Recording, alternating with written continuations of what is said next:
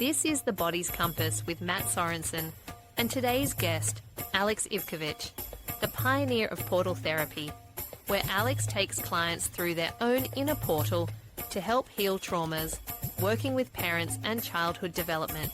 Let's join Matt and Alex as they dissect many topics from the brain's development to what games governments play on citizens.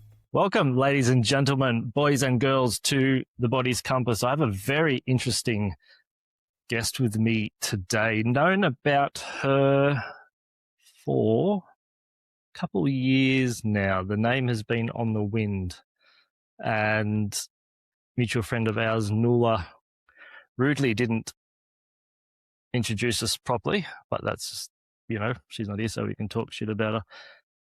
Didn't introduce us properly, but here we are anyway, hanging out together, getting into some pretty cool stuff. Miss Alex Ivkovich. Is that right? Almost, yeah, Ivkovich. Ivkovich, okay. Alex, thanks for joining me. Just before we get started, and so everyone can get to know you and have a deeper sense of who you are and how your background influences your viewpoints today, can you share just a little overview of what has shaped you as a woman and led you putting so much effort into these programs? Portal by Alex. Yes, of course. So, my parents moved here as refugee immigrants from the war in Yugoslavia. So had a very different upbringing, I would say. We didn't have furniture. My parents used to collect Yellow Pages books and stack it up for little tables and chairs and stuff. And they're like incredibly, their life is totally different to that now, but they're just incredibly successful and hardworking people. But I think when you come from that type of background, I was always raised with this sort of knowledge that maybe governments and things aren't what they seem, how wars happen. So I was always raised with I feel a more realistic sense of how the world and what it's like. And I think my parents also, they deviated a little. They could sort of see the shortcomings in their own culture, as great as cultures can be, but sort of shortcomings in mentalities and different things like that. So they raised me and my siblings just a bit differently, not in terms of alternative schooling or anything like that, just more so in letting us have freedom in sort of choosing what we want to do, but also trying to guide that at the same time. So yes, I learned to speak English in primary school, and I was the academic one in my family. So I went on to go to university and study sociology and policy making and law. And then by the time I graduated that, I was like, this is not what I want to do. My personal life sort of was a bit different. I had started modeling and doing different things while I was at uni and meeting new people. And by the time I graduated, I was in a relationship. And I just remember having this it was probably the most spiritual thing I'd experienced, in terms of that was the beginning of when I realized I could communicate with spirit babies and different things. But it was just at the point where you're graduating and your career should be at the forefront, I was like, I just have this really weird feeling like I need to be a parent now. And I think... How old were you with that? So I was 23 when I fell pregnant with my first. So obviously I think that was a little bit of a freak out moment for my family. But I was definitely always the one in my family who I would feel these little nudges and things, and I would go and do it, and they would freak out, and then it would work out, and they're like, okay, it's okay. So I think, for them, parenting me was always a bit oh my God. My mum always said she felt like I was more her teacher and her mum than she mine. Yeah. But yes, so my own personal life too has sort of led me to be very curious about why are we the way that we are? How does our upbringing influence us? How does that influence the adult? Obviously, when I was pregnant, I was very reflective on my own upbringing, on more so the emotional side of things. If anybody asked me, what is the thing that you're good at? I would say it's emotions, in terms of how they influence our thinking, how they influence our health, how they influence our perception of things, how we interact with everything. So from an emotional standpoint, I started thinking about parenting, and I just started sharing bits and pieces of my thoughts online, and I didn't realize it just resonated with so many people and was sort of the click moment for them. It shifted their perspective on how they saw that and how they interacted with that. And yeah, childhood to me is how something's created. And I looked at adults as the end result of that. And then when I started working with trauma and imprints, it was just the reverse. Yeah. So yeah, so that's sort of Yeah, it's how I got it. interesting. Yeah. It's interesting, your upbringing, because I was kind of the opposite. I was taught, conditioned to, obey the powers that be. And today I see a lot of people that come to me for a myriad of reasons. One thing I do recognize, that they seem to take the world, or wars, petrol prices, they take it all personally.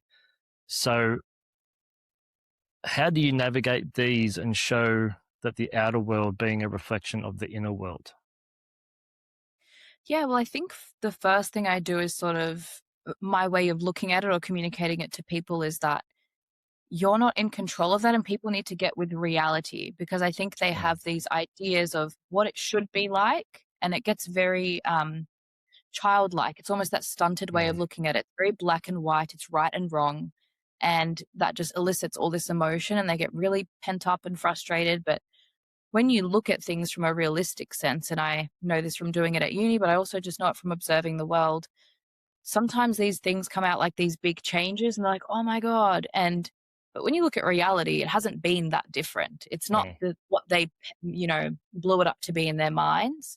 And then they start creating such a different emotional reality for themselves, where they're angry and they're stressed. And, I think that's sort of, it's such a self-fulfilling prophecy almost. Like they perpetuate it themselves, and they can't sort of stop and recognize where things are at. But these things have happened in society and all over the world for centuries, and in all different civilizations, and it's nothing new. But I think people really struggle with coming to terms with that. And I think there's sort of like an arrested development where people take it personally. I think a lot of people, they would see, the governing bodies, the power that be, as like a parental figure, and they can't consciously imagine a parent doing that to them. So it keeps them locked in that child archetype and that child mentality that, what they say goes and everything's going to be fine, and they're here to look after me and sort of blah, blah, blah, where I think it's fair to say that the evidence kind of points the other way a lot of the time. Definitely. So what you're saying as well, and a lot of people are raised just like you, it's like, no, if you do the right thing, the right things will happen. If you just listen, if you just follow the rules. And people, this is mirrored in two ways that I've noticed. One is with the government, and one is in spirituality or with God. If I do the right thing, I'll be rewarded. And when that's not working and that's not happening, like you said, you're copy pasting a relationship with a parent. If I do what my parent says, I'll get the treat. If I if I am how they want me to be, I'll get the love. And they're like, okay, well, if I do what the government says, I'll get what they're dangling in front of me. Or like I said, we do it with God unknowingly. Like if I'm a good person and I do the right thing, then I should get this. And then they get frustrated. They're like, I'm not rich. I don't have this business or whatever that I want, or this is happening to me, but I'm such a good person. And the best way or what I feel like has really resonated with people is me explaining how systems operate, because they want human-like qualities from a system. And what I meant by they're not realistic about what they're interacting with.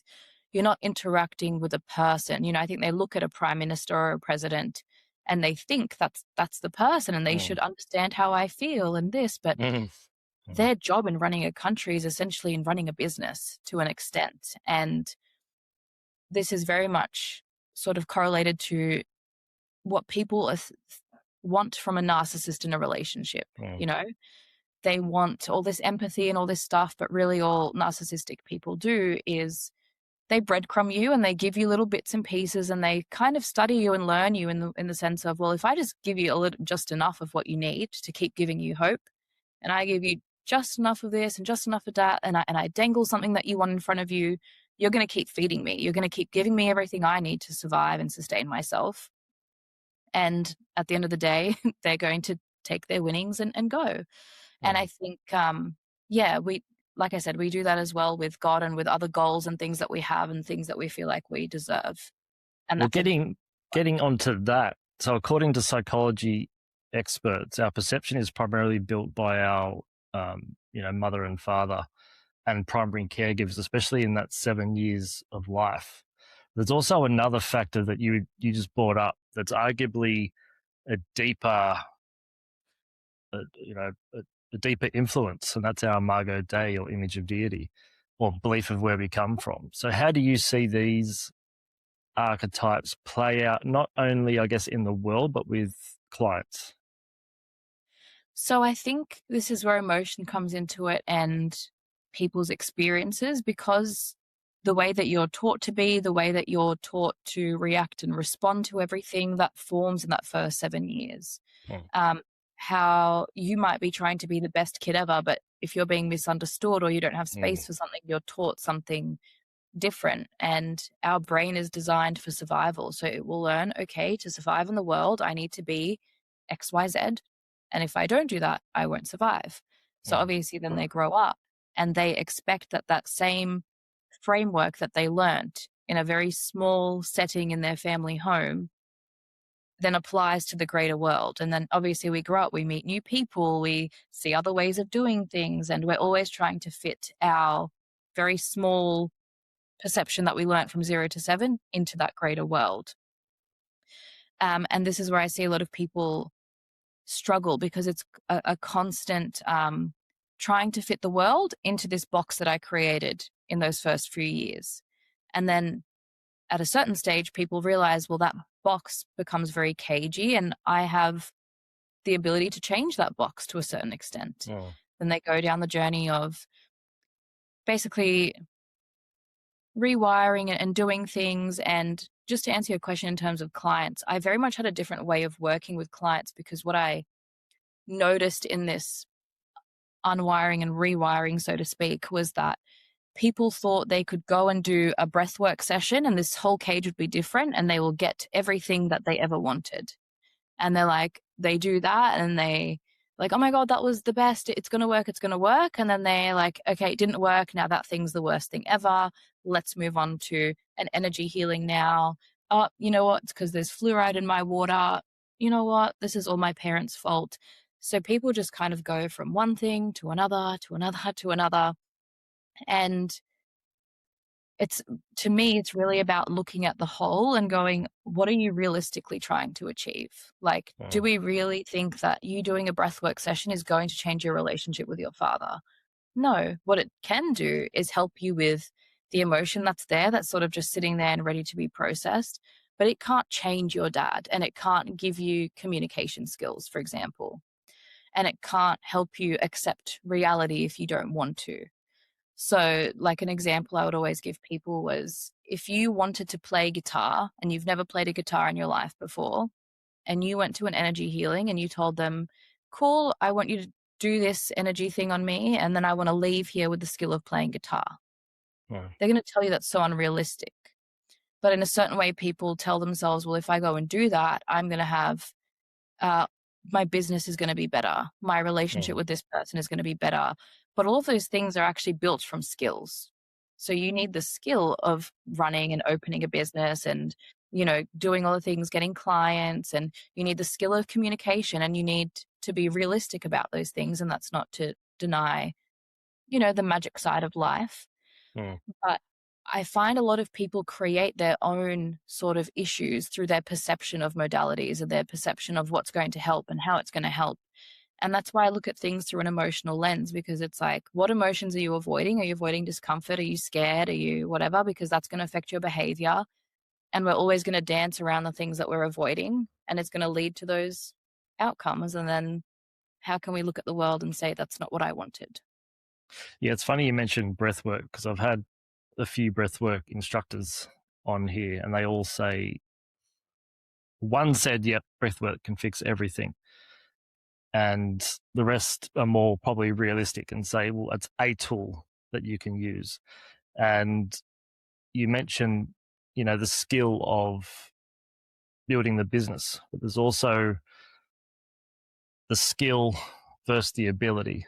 Skill is something that we learn, but the ability is something we're innately kind of born with. And we have the ability to relate and most of us stress about relating to the other and being approved by the other. So I'm a good little boy or girl, I might get a treat. But no one, and we're not taught this in school. I don't know what it's like where you grew up, but relating to yourself. I don't know anyone who teaches that outside a kind of Steiner school model. What was the schooling like that you remember? I just went to a normal public school. So for me, it was, I don't think we just had a like healthy Harold. Yeah. It's like, don't smoke, don't do drugs, kids, stay healthy. I don't think so. I think learning ourselves was a very personal experience and something that you kind of, I would say probably universal experience is sort of using your 20s to really figure yourself out. Yeah. And then sort of coming the hard way.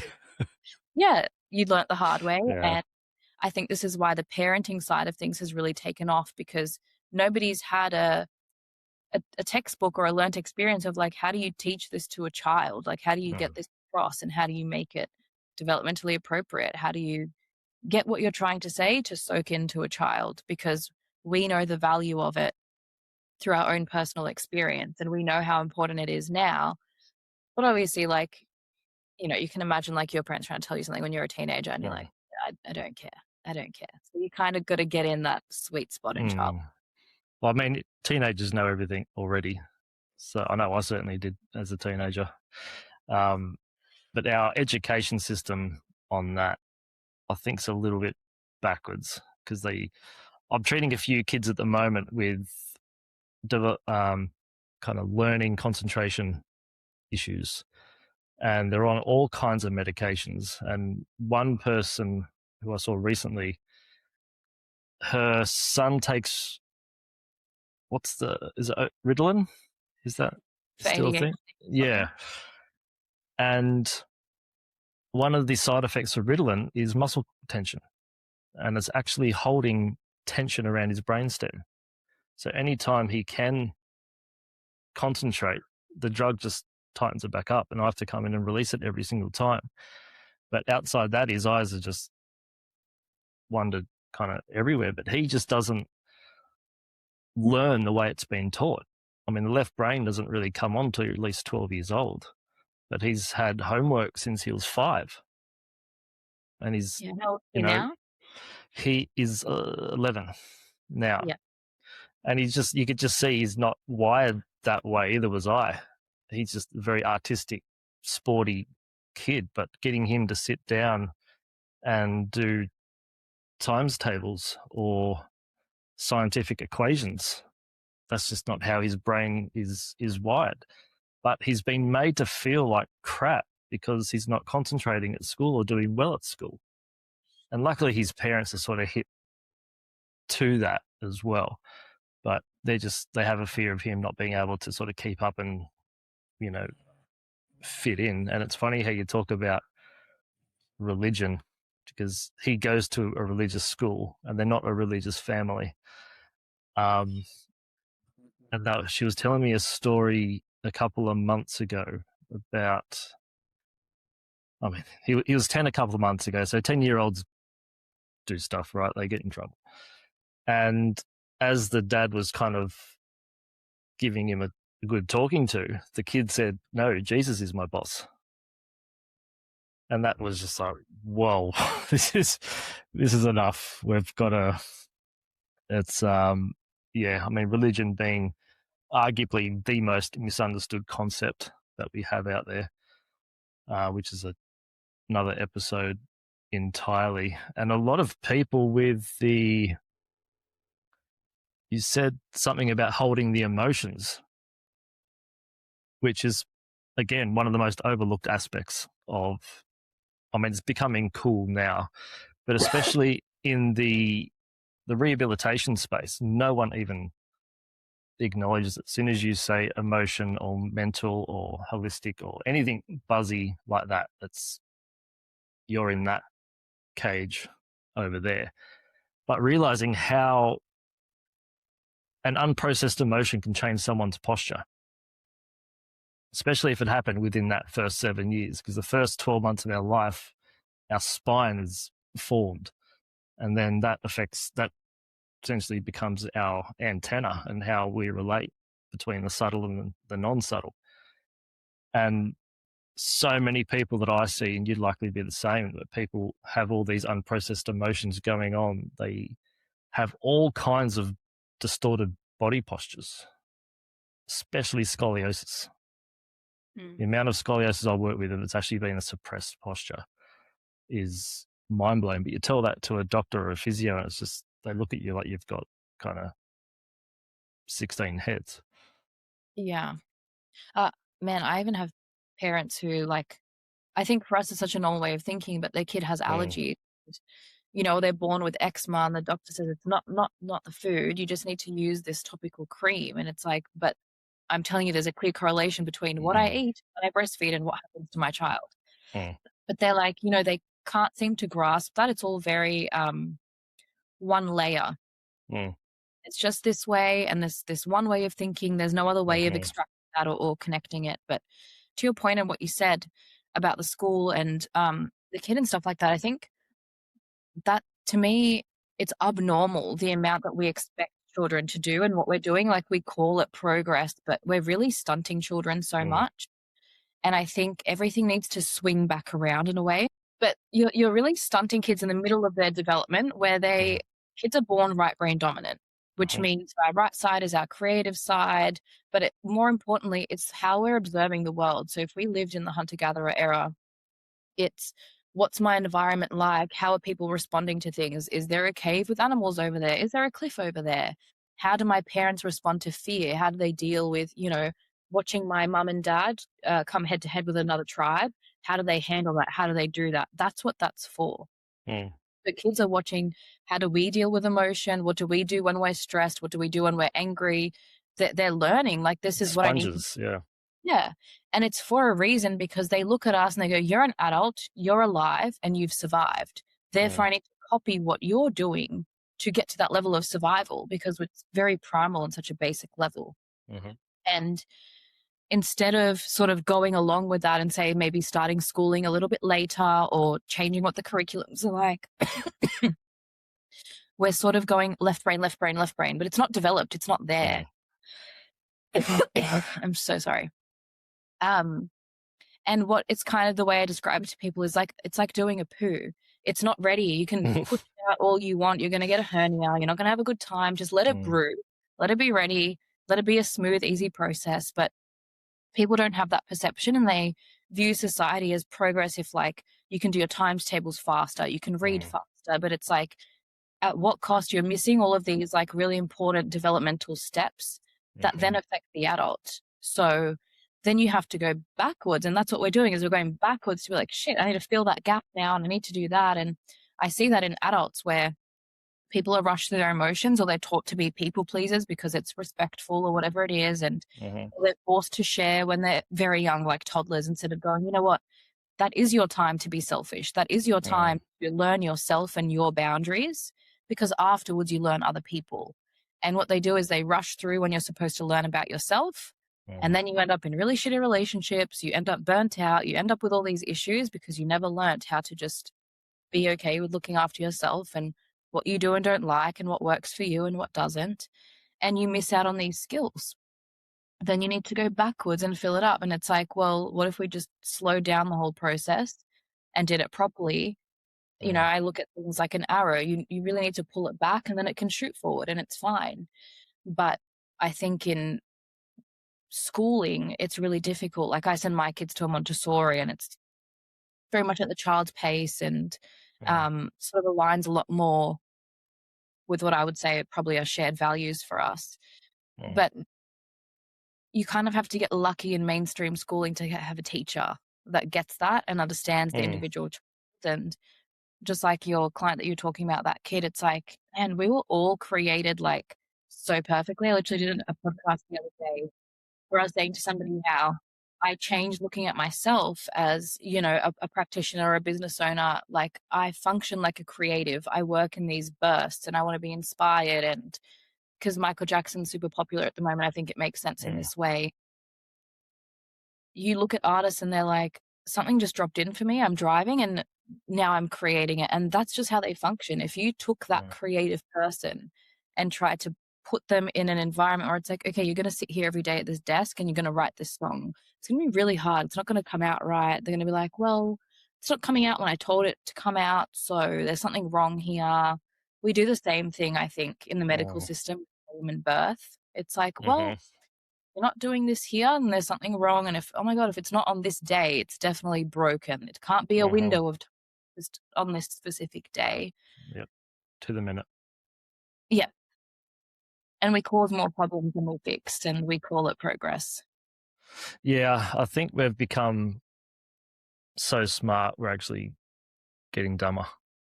I mean, think about what we can create, not only sort of technology-wise, and I believe there's a time and place for anything, but we've created something that we now rely on, which doesn't make any sense. But we've become so far removed from what we're designed to do that we now rely on a creation, but that creation is made of all the resources we need to actually survive and thrive.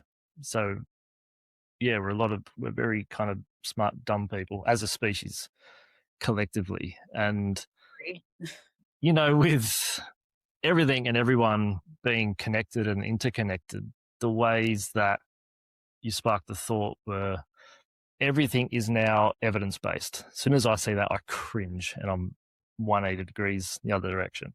But everything's evidence-based. Science says this, science says that.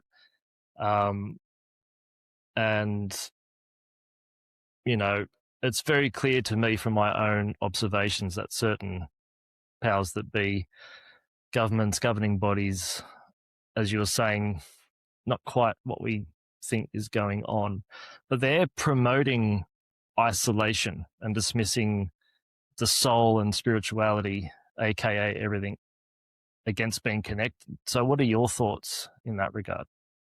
Yeah, well, I think even what you described at first, how we have these man-made things that we create and then rely on them, to me that is sort of like the decentering of God in the truest sense, because you make something else your God and then you wonder why you feel lost.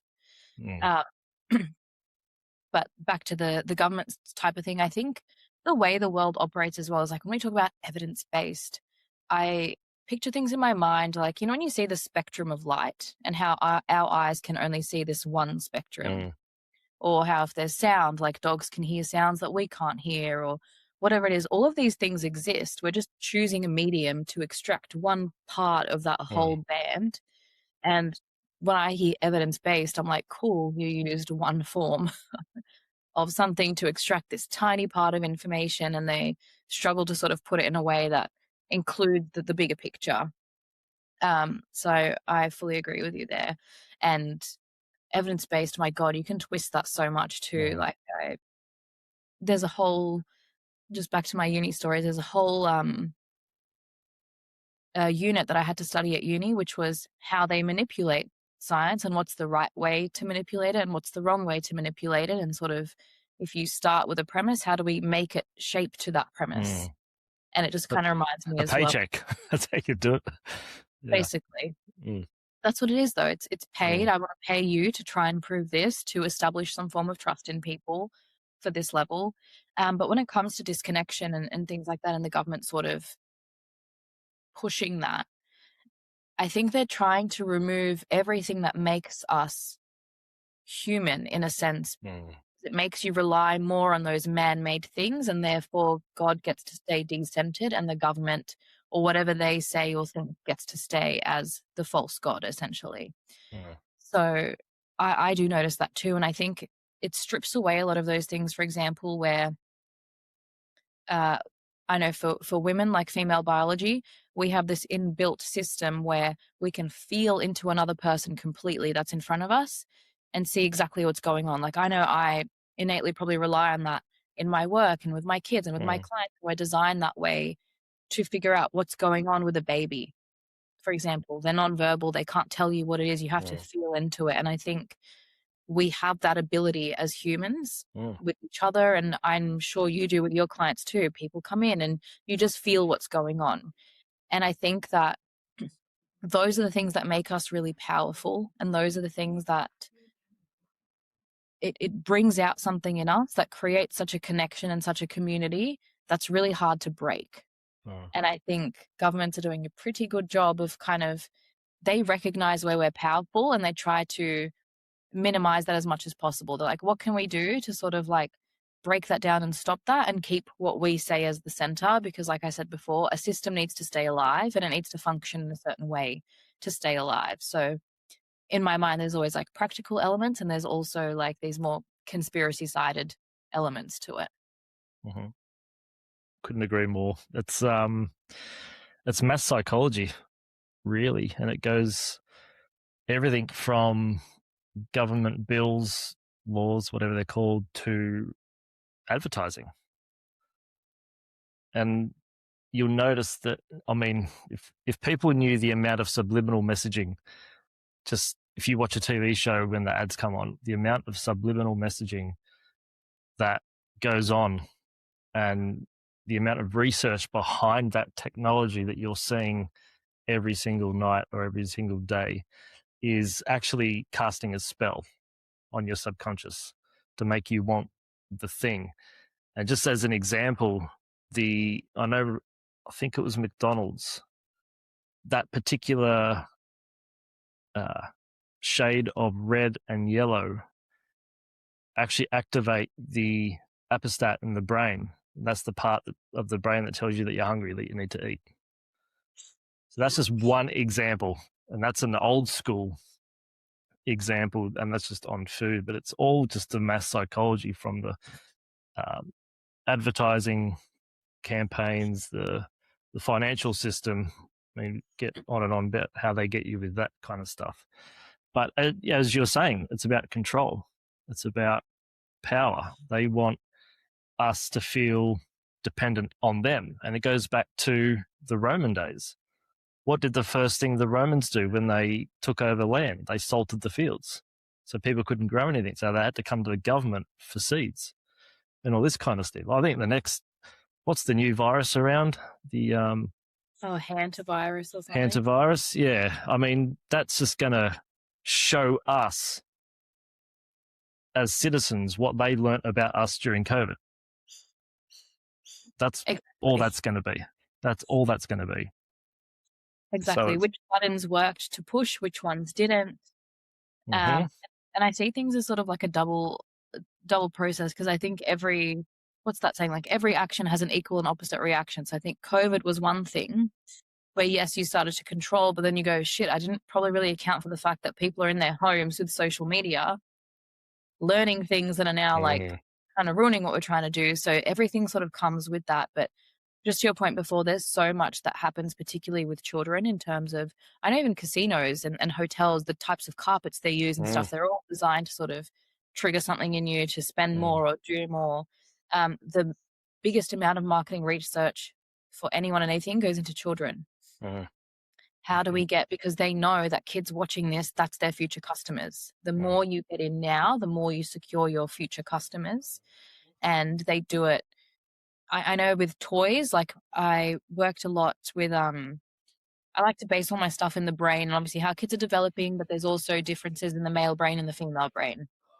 So female brains are wired towards nurture and emotion. So you'll see toy companies study that. And that's why you have baby dolls, prams, things that girls are naturally drawn to because of their biology. And then you've got boys who are interested in who's the fastest, who's the strongest, who can be the most alpha. They want action figures, they want cars, they want tools, like they want, and that appeals to little boys because of their biology. And then I think at the same time you have distractions created, for example, like, no, men and women are the same, or, you know, you can pick what gender you are or whatever it is. So you've got people arguing with that. Meanwhile, they're studying this and just feeding it to your kids, being like, yeah, you guys argue over there all you want. We're going to be here making money and doing that. And something I really sort of thought about and questioned for a while, and I never really understood it until I heard probably a more unpopular influencer say it. It was Andrew Tate, but it made a lot of sense. And he said that the people at the top and the people in the bottom are the same. He's like, everybody's doing deals, trying to go under the radar, trying to like, get things done. And he's like, the richer I got, and the more I sort of realized people just do shit for fun. He's like, I can buy whatever I want. I can go wherever I want. I can do whatever I want. He's like, these people have all this stuff. It's not about more money for them. They have more money than they know what to do with. He's like, when you get to that level, he's like, literally, you could sit there with you and the boys and have a laugh about seeing what you can make people do, like purely for your own entertainment. Because I always thought, like, who are these people? Like, who behaves like that as a human being to want to do that?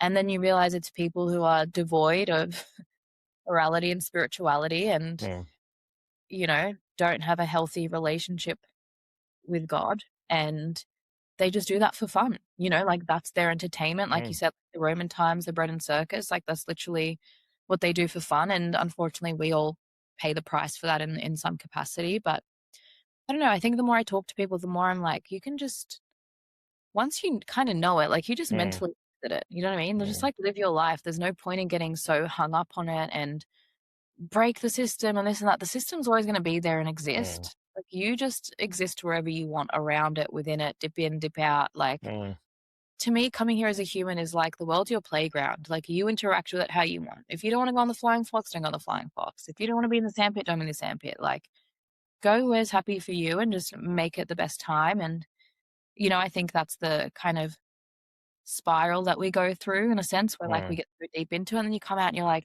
nothing really matters. It's not that deep, as deep as it is. Yeah, it's kind of like the hero's journey, just the whole thing that you're explaining. And yeah, Andrew Tate's a polarizing figure, but you can't deny he said some stuff that are bang on. I agree with a lot of things. Yeah, I agree with it. Probably wouldn't want to be in a relationship with the guy, but like I agree with basically everything he's. Yeah. He's half black and might be scary. So yeah, what came to me when you were talking was, if we take away the physical just for a second and just transcend, because most of us humans, we perceive that there's a problem, and we can call it government, we can call it medical, we can call it financial, banks, put whatever title you want there. We perceive it as a problem. They're out against me. Pick your story, embody that, whatever that is for you. We're trying to solve a problem at the same level that the problem exists. And Einstein said a problem can't be solved with the same thinking that created it. So if people perceive that there's a problem here at this level, they need to be able to step back and transcend that and firstly see it for what it is, and kind of see the game playing out in front of it. And as you were saying, dip in if you want, play a little bit, dip out. You don't have to be involved. It's not a personal attack on you, but many people do take it personally. But at the same time, we all chose to incarnate here and now. We all chose to be here on some level. We all have these soul contracts that we're fulfilling and ending and starting every single day. But we get caught up in the 1% that could go wrong or might go wrong, or that person doesn't agree with me, so they hate me, so I hate that person now. And that looks like I'm going to unfollow you or block you. We're fascinating creatures, us humans.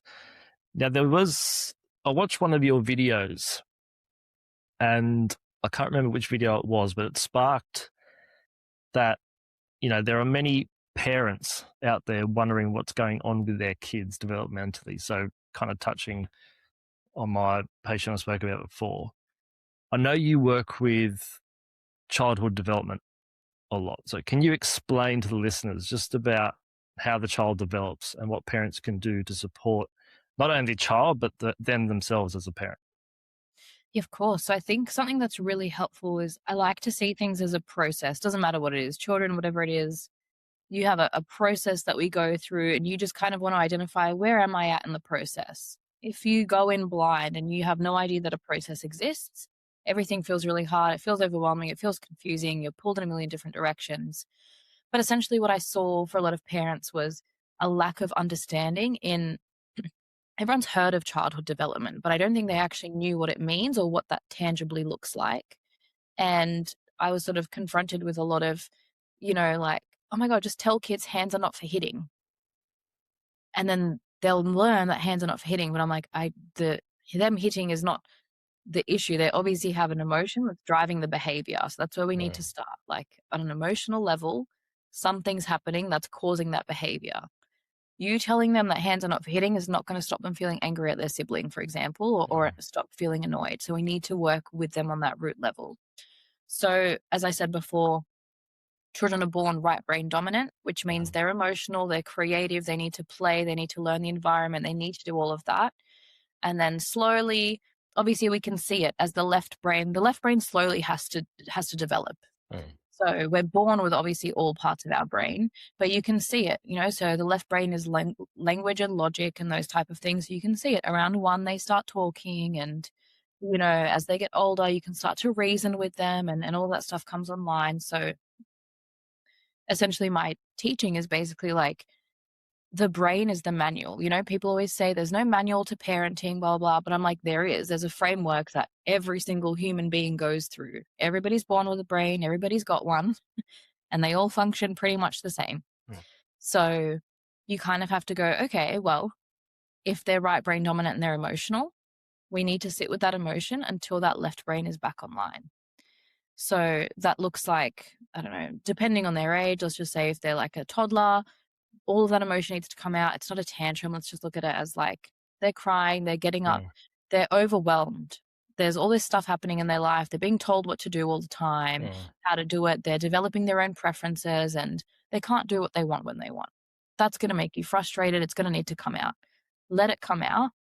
And the mistake that parents make is they're trying to talk to their children during this time. They're trying to reason with them. They're trying to talk them out of it. They're trying to do all of these things, but that requires the left brain being available. But it's not available when that right brain is on and emotional.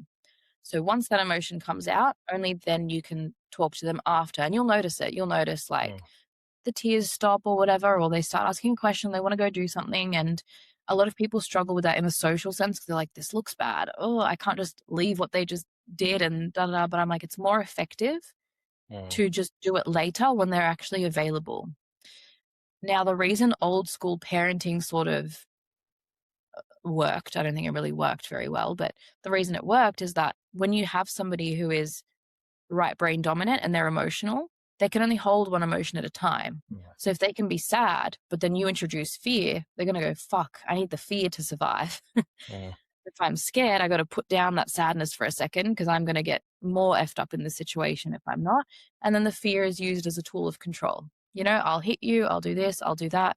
And they think that's teaching something, but it actually is just leading to that suppression and the really maladaptive coping mechanisms that we have to come back and undo. And they're so much harder to undo and redo than they are to just wire correctly in the moment. So that's sort of what I try to get across to parents is like understanding that this is a process. And then around the time, let's say from like 5 to 7 years old, that left brain starts developing more and more, especially like from 7 years old, you can reason with them. Their prefrontal cortex is coming online, which means they can start to reflect and they can start to make better decisions. But our parenting in effect is teaching their brain how to wire. So you're teaching them, okay, yes, your right brain just had emotion. After that, we're going to be logical. We're going to talk about it. And that helps the brain develop in terms of over time, what we see is the left brain and the right brain start to work together. So we want to start using the whole brain as they get older. But as you mentioned before, it's only when you're 12, our left brain and right brain can sort of cross communicate. So we have that groove down the middle of the brain called the corpus callosum. And that's essentially, if you imagine it sticks together the two halves of the brain, and that's sort of like the communication center. So if you imagine it like a mediator, it's switching information across from each side, left and right. And what we want to do is basically like only when you're 12, 13 years old, your brain's able to think and feel at the same time. So you're able to go, okay, I'm frustrated right now, but I can be logical. However, what happens is that we then hit puberty, and that's sort of like a window for a while with all the hormones and things. And then only when we're 25, our brains are fully developed finally. I would argue older for some other people, but that's okay. Um, um, but yeah, so I think it's just about understanding how the brain works like that and what to expect and what you can reasonably achieve. So you can't reasonably achieve in a toddler the level that's only capable in like a 12-year-old. And that's what people are trying to do. And when you're, I don't know, man, it's like putting like a cake in the oven and being like, yep, it's done because I say it's done, and it's all wobbly and gooey, or the chicken's too raw if it's a chicken. Like, you can't make it cook any faster. You just have to work with what you've got. Yeah. Yeah. I laughingly agree with the growing up thing. I know some adults who are pretty, anyway. Yeah. On that note, honestly, they're stunted because they didn't learn those skills when they were younger. So their brain only grew to it could only do what it was taught how to do. So it was scared to do other things because it was taught just this one thing. And then it's hard to keep growing and evolving. And there's a lot of, you know I work with it, I'm sure you work with it, but a lot of shame and identities and everything to me comes down to like a lack of being able to hold an emotion. If you were never allowed to be angry, you don't know how to hold that in a healthy way. If shame was used as a tool of control on you, you have a really unhealthy relationship with shame or guilt or whatever it is, and they stay in the ego phase of development. You know, children are born egotistical because they have to be. A baby cannot give a flying fuck how many times it wakes you up during the night. It needs something. You need to help me. I need to survive. This is what I need. I have no time to feel bad about it. They're born egotistical because they have to be. And when we stunt children through poor parenting practices, or we don't teach them emotional skills, they don't get to develop out of that ego. And what we see in adults, and all of it comes down to that poor relationship with, you know, feelings of shame. People don't want to try new things because they're embarrassed. They feel shame. People don't want to, they can't be told they were wrong. They don't know how to say sorry. Like, they don't know how to be accountable because they struggle with all of those feelings. Yeah, and a lot of the time it's because they were told not to, or they were shut down when they said, I want to be this. And then they were told by a parent, as an example, that no, you shouldn't do that, or you can't do that, or you're not pretty enough, or whatever it is. And yeah, the brains are funny. I mean, women have, so the neurons in the corpus callosum, the commissarial fibers, the nerve fibers connecting left and right hemisphere, women have 30% more of those. So women can do a lot more in life than guys can. You guys are like Ferraris relative to us kind of working. Yeah. And that plays a big factor into it as well, because a lot of, well, especially when I was growing up, we were taught to, if you show an emotion that's not, that you can either be fine or angry. That's it. You can't enjoy a sunset. You can't pat a puppy. All the stuff in the middle is, when I was growing up, we used the word gay. Everything was gay, which I know is completely, you know, not correct. But that's just what a lot of kids grow up with today. So if I pat a puppy and I show happiness, I'm labeled. And no kid wants to be labeled that, because kids just, you know, they want to fit in. I read somewhere, maybe you'd know more, that the ego starts to come online, i.e., you know, for the first at least couple of months, the infant doesn't know it's separate from its mother. It's when I think when they first start to say no or yes, that's when the ego starts to form, the default mode network in the brain. Do you know anything more about that? What I do know about is, obviously, for a child, they're inside us, or like as a female, they're inside us. Their next most comfortable place is on us.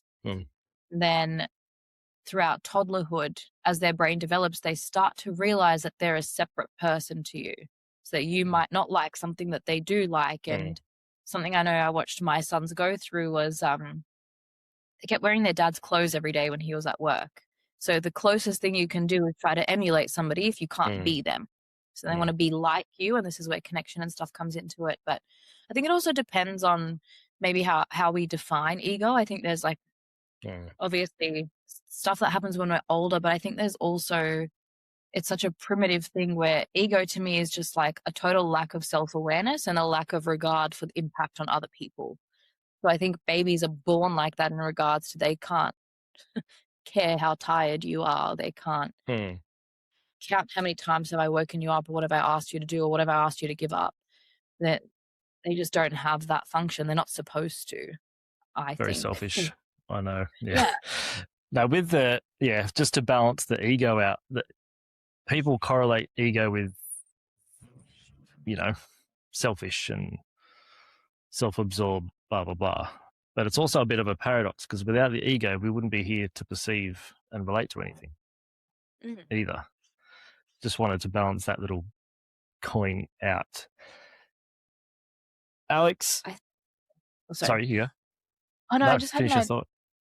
I think in everything that we say, I think it's important to balance it all out, because even as much as I also work with parents who are so on the emotional side of things, and I'm like, they can't just feel and do whatever the fuck they want all the time. Like, you need to pick, like, in my mind, 5 to 8 years old, like in that bracket, you need those boundaries. You need those no's. You need them to have more like, I can't hold your hand through every emotion, or I expect more of you now. I don't expect you can feel upset about it, but the way that you deal with your upset, I expect more of you now. When kids are younger, like if they're 3 years old, you have to compensate for that. You have to really be involved and really be holding all of that space and stuff. But as they get older, you have to sort of start giving them the opportunity to dabble in those things alone and handle it alone. Like, they might go to school and something will happen. They have to handle it in the way they know. When they come home in the afternoon, they might talk to you about it, or you might deal with it differently. But I think I can tell we're on the same approach of this, where you can't go too far into either extreme. You can explore everything, and there's a time and place for everything, but you have to round it out. It's like the yin and yang of things. Nothing is all bad and nothing is all good, just like how with all governments. There's great things that come from it too. There's people who receive their Centrelink payments and they really need them, and there's people who really benefit from things. It doesn't negate the negative things that come with it, but I think people struggle to see things as a whole. Sure. Like I said before, they want it to be black and white, but I just want to forget to say that. Yeah, seeing the thing, in the linear approach, that's the left brain, and seeing it as the whole is the right brain, because the left brain is very good at chunking things up as, your to-do list with your left brain, but then seeing the list is the right brain. And it's just seeing it's all part of the whole same page, really. That's, I think, men and women are really interesting, because, like you said, like if you look at the emotional part of a man's brain, we could describe it as like a country dirt road. Like, it's just one, it does the job. But if you look at the emotional aspect of a woman's brain, it's like an 8-lane, like super highway, like we're really obviously in that. But you guys have other things that, like, you need both. There's no such thing as better or worse. And it doesn't mean that women can't build, like I build skills to be more logical sometimes, or to step back and have a look, or same as for men, like they can learn the skills and the emotion, because you guys will tend to skip over that to get to the solution, because that's what your brain needs to do. And I think people struggle with that. They struggle with being different. And I think even if you look at society, people want things very homogenized. Everybody needs to be emotionally intelligent. Everybody needs to be like this. And if you have a man do what a man does, which is come up with a solution and say, guys, irrespective of everyone's feelings, like, this is what we're doing. Oh no, you're the worst. You're a fucking narcissist. You're this, you're that. It's like, no, we just need room for that. Like, it's severely lacking. I think I saw that sort of like when people started realizing what trauma is, and then people started talking about relationships and things, it starts to have an attack on masculinity in a different way as well, that I don't personally agree with, because I'm like, I think it's important to have both. I have 2 sons. I'm not going to raise them to be young women. Like, why would I do that? That's trendy. Yeah, but like, it's just silly. They're deeply compassionate. They're deeply protective. Like they have all of those traits in them. But I think when you're sort of raising boys, again, we used to raise them to have no feelings, and now we're raising them that they're wrong if they want to be rowdy and run around and do other things, or, you know, if they perceive things differently to little girls. Which comes back to what you were saying about the cerebral development, because we develop the neurological capacity to handle both sides of that around the age of 12. But if that's not nurtured, we never really, you know, if you don't use it, you lose it. And how many people, especially during COVID, they picked one side of the fence and to death. That was their lane. No one really said, "Oh, yeah, I can see what you're saying. I don't agree with it, but I can see how you got there." And then the peace was there. But no, you're wrong. You're this. You're that. You can't. And you can't have like my mum always said to me, like, thank God we're always different. We're all different. You can't have everybody be the same, because you don't get anywhere with that. Like, how are you going to have doctors or surgeons or builders or anybody who's like needed in society if you're not different? And fascinating that we have. You need polarity and resistance to grow. Yeah. It's as simple as that on every single level. Now, Alex, I know you sort of from portal therapy. Yeah. So for the listeners that don't know, what is portal therapy and who can benefit? I think, to be honest, anybody can benefit from it. It's like, just think of it like another modality. But it's something that I created that sort of encompassed a bunch of different things. So, for example, I think that breath work is really good for just sort of like resetting your nervous system, but it's not going to have an effect on how you recall a story or whatever it is. So we have all the different functions of our brain, things that we interpret. We have, you know, like a hippocampus, which basically takes and experience it, and it files it where it needs to go. So throughout life, if you have, for example, if you're in a car crash, and let's just say you're driving and somebody T-bones you and your car's just spinning out and you're like, whoa, you survive. And then the police come and they're like, hey, what color was the car that crashed into you? And you're like, I have no idea. Okay, well, how many times did you spin, and then how many times did your car flip? You're like, I really don't know, because all I remember is like gripping onto the steering wheel and just holding on. So that's how our brain functions through highly stressful events. It's supposed to lose certain functions to put the energy where it needs to go. So basically where I'm getting at is, emotionally, this happens to people a bunch of times in their life throughout childhood. And the brain can't file things where they need to go because what happened was too big. And we need to sort of go back in and relieve some of that built up emotion, because if you can imagine, there's one part of your brain that's still like switched on from the event. It's not able to sort of put it down the pipeline to that next part of the brain.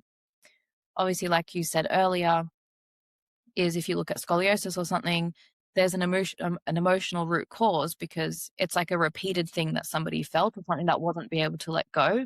And then your brain and the rest of your body take cues from that thing. So portal therapy was designed to basically look at different modalities like EMDR, which is like the eye movement thing. Talk therapy, I think, is only really effective to a certain percentage. You're just retelling a narrative and you're only eliciting like 2 different parts of your brain. So I created something that activates like 5 different parts of our brain.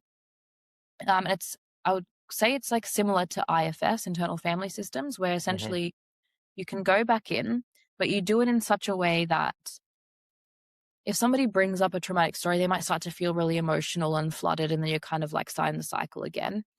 It's designed to do it in a way where your left and right brain are both on at the same time, so we can access it, and it means you can think and feel at the same time. So the way it works is we find the place in your body where the emotion is stored or where it's been trapped. And that's quite a visual process for people. So they can sit there with their eyes closed, but you go in and basically I have to get you there. So usually they'll see like a younger version of themselves. It might be like a 5-year-old version, a 7-year-old version, and it will take them to that part of the body and basically show them what happened and how they feel. And then we go through a process of literally like pulling that out of the body, making sure it's gone. They can put something new or useful back into that part of the body, or they can just feel better with it gone, and then we close it back up.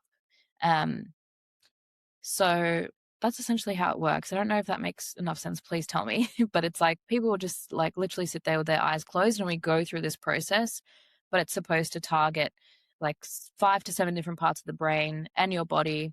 And then once that emotion is processed, lots of things like stories or narratives or, tensions they had towards certain things or opinions they had sort of fall away because they were all attached to this one emotion that was just stuck in there, which then affected their perception and how they move through the world. And then once that's resolved and gone, they interact very differently with outside stimuli, basically. So what I'm hearing is, are you working on the astral body? Or No, so the actual tissue? I don't touch anyone or do anything. It's all like through their That's mind and astral. body. Yeah, I don't have to do anything. Yep. I just talk through it essentially. So I make sure that they keep talking to me to keep that part of their brain activated. Right. Telling me what they see and what they feel, and I'm guiding them where to go and what to do. So it's like, yeah, it's almost like being in dreamland or like something, but we're not touching anything, we're not doing anything. It's like we're truly just being guided by the body. Yeah. Yeah, big. The influence the astral body has on our physical body is so unbelievably underestimated. It's not even funny. So it sounds like you're updating the astral, influencing the neurological circuitry in live. It's like doing a software update. Yeah. Upgrade, update, whatever, in real time. Yeah. And just resetting the system. Yeah. Essentially. Yeah. Because I would see a lot of people try to do like EFT tapping or trying to add new things in, but you're like, you wouldn't add that in would this original thing not be in there. So I use it as very like root cause. And when I'm talking to people, especially if we're having a chat, I find it useful to get like a story and a bit of context. But people usually get caught up in story and then they get emotional. So this is my way of kind of going, well, how do we go back to where we need to go back to and solve what needs to be solved? Because you're kind of going back and then pulling it out at the root, and then the present moment will naturally update itself because it doesn't need to work around that thing anymore. I almost see it as like if we've had a boulder on the road and you keep trying to go down this road and then you have to create all these different ways to get around it, we just remove the boulder and we do it properly. I think a lot of modalities attempt to do that, but it's like opening a can of worms and being like, well, your hour's done now, see you later. And people are like, oh my God, like, most alcoholics and drug addicts relapse right after therapy because you open all this stuff and you talk about it and they have to go back to the tool that was helping them essentially with that emotion that they're trying to numb or avoid that they never got to build a skill with. And when we can go back and I always use like a depersonalization sort of process. Like there's always a younger version of them. So if it was for you, it would be like, hey, there's like 5-year-old Matt. So it doesn't feel like it's you right now. And your brain, your body can interact with that differently than if they feel like they're on the spot and it's them. And I think that's part of why it works really well. But I think it touches on all those different elements. Obviously, somebody, like you're saying, their astral body will change, but their brain will change and their physiology will change. I've had like people who they come to me because they have eczema and then we do portal therapy and it was, stuff with their dad when they were younger, which sounds like very cliche, but it's like feelings they felt and stuff that they held in that just sort of got trapped there and life has to keep going. So you move on and this is your body's only way of dealing with that energy that was put in there. It can't come out any other way. And I think it wants to be addressed. So you have to sort of communicate and listen a little bit differently. Same as anxiety. People have a lot of anxiety, but I see it almost like tangled headphones or tangled jewelry. It's like things you just need to pick apart because they're all trying to come up and out at once. Yeah, there's something in there for everyone. Like let's call it diagnosis, has something for you. Even if it's just, it's a message trying to tell you something. There's always something in there, but we're in this we're in this collective whirlpool of, if I've got a headache, I need a pill. I don't think about what I've eaten the day before or how hydrated I am. Or if I had a fight with someone yesterday, I'm just going to go for a Panadol because the headache's going to be a Panadol deficiency. If I've got anxiety, I've automatically got a label, so I need medication.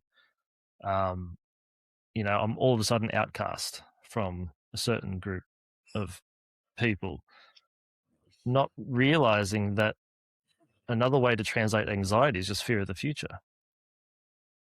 But you create your future today.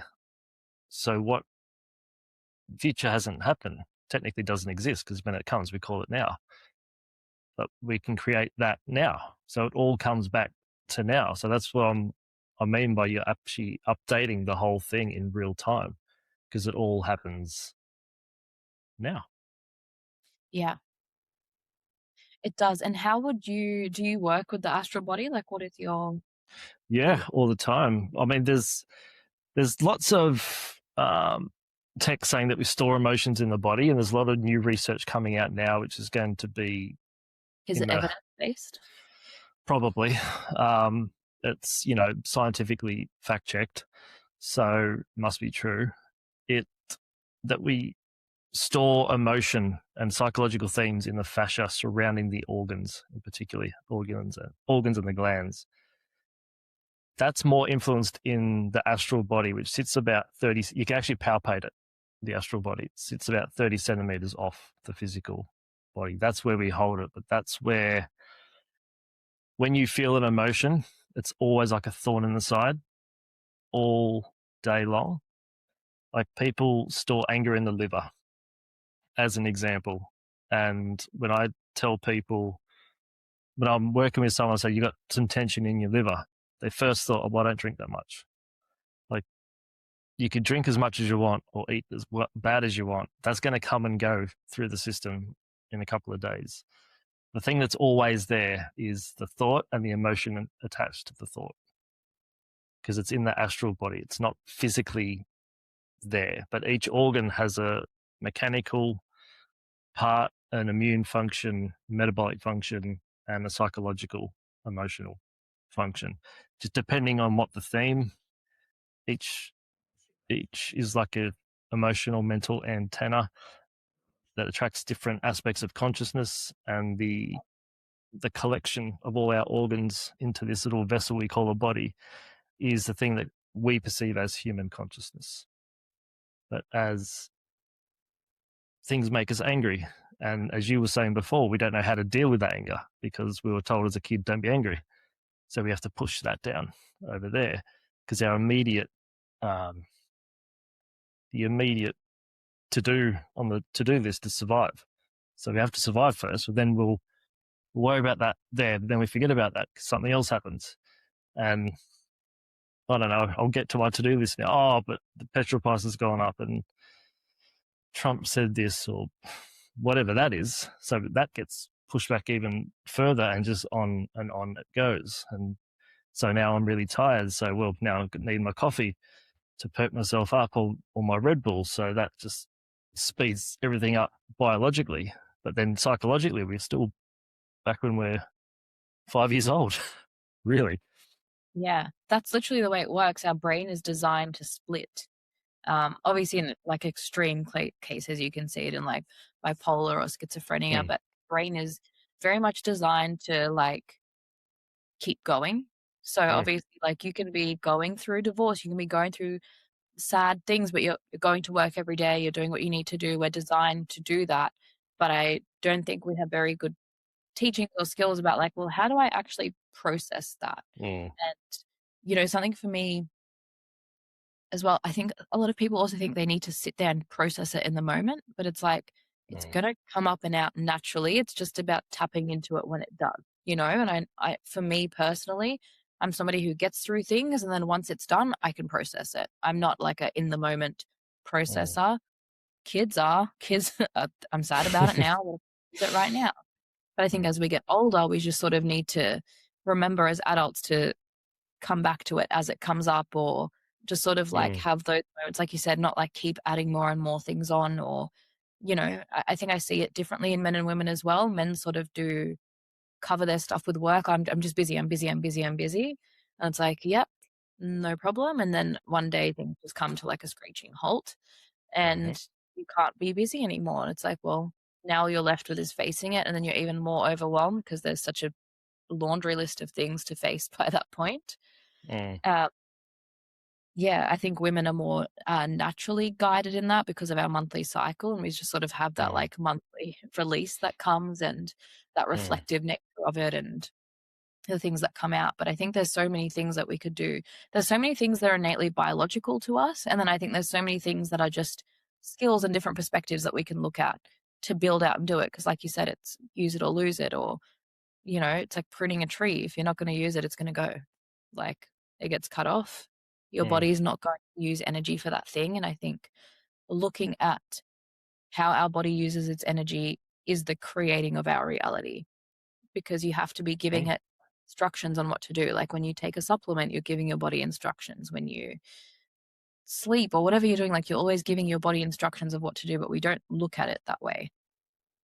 No, we see it as I can take this for that, and that's going to sort that out, not realizing the spider's web of chemical, biochemical, physiological reactions that it's going to affect downstream, and realizing that the entire universe is energy and information. Yeah.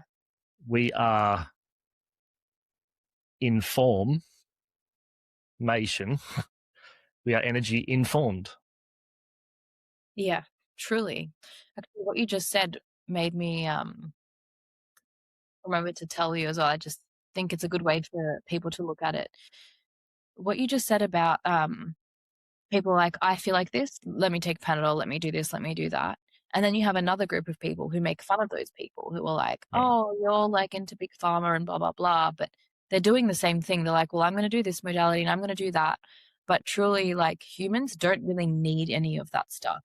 We just need like the right moment and no distraction and like true, honest, like feeling and dialogue with ourselves or with God or whatever it is. Like, I've never been a believer that like meditation will heal something or breath work will, or even what I do. I don't even think it heals anything. I think it's just giving people the time and the place and the opportunity to go back in and do something that needs to be done that their body's been waiting to do. I think that people, I think just as well, giving yourself permission to hold space. yeah. But I think that's For all it yourself. comes down to. And I think sometimes as well, I know of a lot of people who are like, I'll just hold space. And you're like, you need to be an effective space holder. You're not just going to be there doing it. There's a way, but then there's also, which I think is a whole other topic, but just like that spiritual ego where people think they're in control of somebody else's healing journey and that you can get something out or force it out. But it's really like such a delicate process. And I think people not putting their livelihood into the hands of something like that is very important. Like not seeing things as, like I said, false gods. You can make Big Pharma your false god. You can also make your spiritual fucking ecstatic dance person your false god. And people don't really seem to grasp that they're doing the same thing, just somewhere else. Or you could just see yourself as God and see the big picture of it all as you're the one perceiving it. So if there's God is all that is, then how can you not be part of that? Alex, this has been fun, like a lot of fun for me. Feel free to share any final comments or where people can find you or services you offer if they want to check you out. I'm so glad. And thanks. It's fun for me too. And always like when we can go on like 50 little side tangents, but it makes sense. I'm literally just on Instagram, Portal by Alex. That's where you'll find me. And I'm very much just feel like sometimes on the surface, all the little things I talk about don't make sense, but I like to add new perspective to things and talk about things from a different lens. And yeah, I'm just doing my one-on-ones at the moment. That's what I'm focused on. But yes, that's where you'll find me. And thank you so, so much. Beautiful. And you are most welcome. Check her out, guys. You've got a taste of her genius already. But yeah, we'll have to do this again soon. Definitely. Thanks, guys. Thank you. That's a wrap for another episode of The Body's Compass with Matt Sorensen. A big thanks to Alex Ivkovich for sharing her story. To find out more about Alex, check out her Instagram at Portal by Alex or her website, www.portalbyalex.com. If any of this episode resonates, share it with someone it might help. If it helped you, come back. Before you go, please take a minute to leave a 5-star rating and a warm review. It helps people find the show. Until next time,